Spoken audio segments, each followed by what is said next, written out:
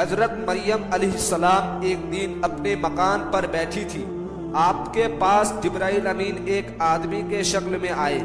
مریم علیہ السلام نے آن جان آدمی کو دیکھ کر فرمایا، تم کون ہو اور یہاں کیوں آئے ہو؟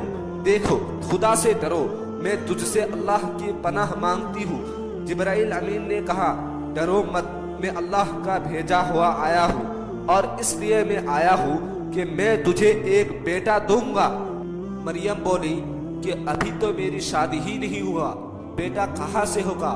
اور کسی آدمی نے مجھے ہاتھ بھی نہیں لگایا، اور میں کوئی بدکار عورت ہی نہیں ہوں۔ جبرائیل نے کہا، ٹھیک ہے، مگر رب نے فرمایا، میں بغیر باپ کے اولاد دے سکتا ہوں، اور یہ میرے لیے کوئی مشکل کام نہیں ہے، اور ہم چاہتے ہیں کہ تمہارے یہاں بغیر باپ کے بیٹا پیدا ہو کر ہی رہے گا، اپنے رحمت کا اور لوگوں کے لیے ایک نشانی کا مظاہرہ کرے، اور ایک کام ہو کر ہی رہے گا۔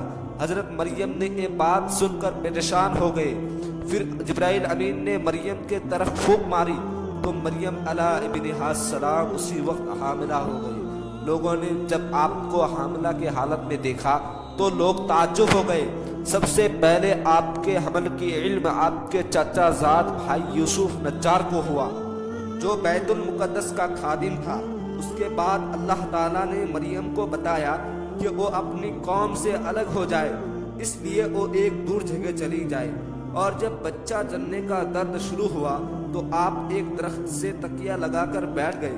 اسی وقت آپ بولے، ہائے، کسی طرح میں اس سے پہلے ہی مر ہی جاتا۔ مریم نے جب یہ بات کہی تو آپ کو ایک آواز سنائی دی، اس نے مریم، اپنی تنہائی کا، لوگوں کی باتیں اور کھانے پینے کا کوئی غم نہ کر، تیرے رب نے تیرے لیے ایک نہر جاری کر دی، اور اس کھجور کے درخت کی جڑ کو پکڑ اور اسے ہلا۔ چنانچہ مریم نے اس درخت کو ہلایا، وہ فوراً سبز و شاداب ہو گیا، اور اس میں تازہ پھل لگ گیا اور پکی کھجور گرنے لگے۔ پھر جب آپ کے پیٹ سے حضرت عیسیٰ علیہ السلام پیدا ہوئے تو آواز آئی کہ لے، پھل بھی کھا، پانی بھی کھا، اپنے نور عین بچے سے آنکھیں ٹھنڈی رکھ، اور جب تم سے کوئی اس بچے کے بارے میں پوچھے تو اسے کچھ مت کہنا، بلکہ اس بچے کی طرف اسے دکھا دینا۔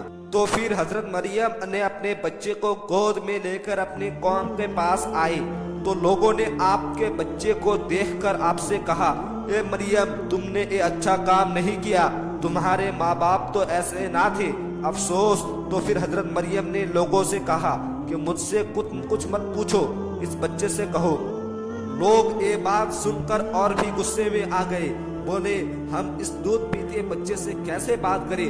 تب حضرت عیسیٰ علیہ السلام نے دودھ پینا چھوڑ دیا اور اپنے بائیں ہاتھ پر ٹیک لگا کر قوم کی طرف مخاطب ہو کر فرمایا، سنو، میں اللہ کا بندہ ہوں، اور اللہ نے مجھے کتاب دی ہے اور نبی بنایا ہے، اور مجھے نماز و زکوٰۃ کی طاقت فرمائی، ماں باپ کے ساتھ نیک سلوک کرنے والا بنایا۔ حضرت عیسیٰ علیہ السلام کے یہ بات سن کر لوگ حیران رہ گئے۔